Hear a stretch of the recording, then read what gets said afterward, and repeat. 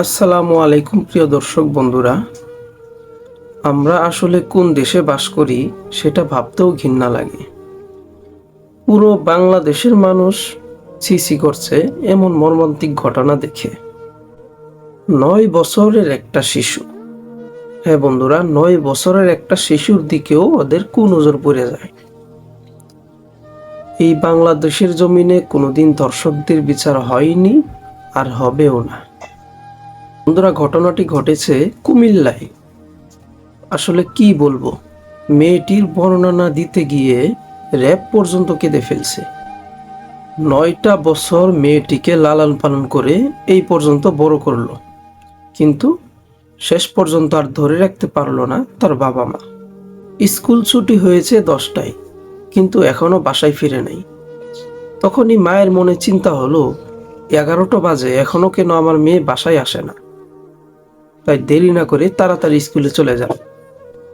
স্কুলে শিক্ষকদের জিজ্ঞাসাবাদ করলে শিক্ষকরা বলেন, ঝুমুর তো 10টা বাজেই চলে গেছে বাসায়।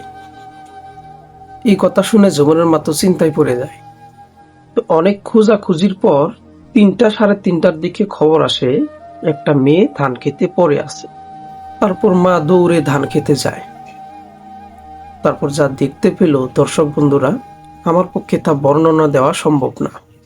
আশেপাশে লোকজন বলল, ধান ক্ষেতের পাশে যে বাঁশঝাড় ছিল সেইখান থেকে নাকি এই মফিজুলকে পালিয়ে যেতে দেখেছে। মফিজুল খুব দ্রুত পালিয়ে যায় চাঁদপুরের ওদিকে।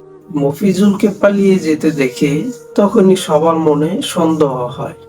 তৎক্ষণাৎ পুলিশকে খবর দিলে মফিজুলকে আটক করে ওই চাঁদপুর থেকেই। মফিজুলকে জিজ্ঞাসাবাদ করলে মফিজুল বলে, হ্যাঁ, আমি এই মেয়েকে মেরে ফেলেছি। 9 বছরের একটা শিশু, 9 বছরের একটা শিশু তোর কি ক্ষতি করেছিল? তোর কি এমন ক্ষতিটা করেছিল? মফিজুল ছিল তাদের পরিচিত এবং প্রতিবেশী। মেয়েটি যখন স্কুল শেষ করে বাসায় ফিরছিল, তখনই এই লোমহর্ষক ঘটনাটি ঘটায় এই মফিজুল। তুই কি পাইলি ভাই?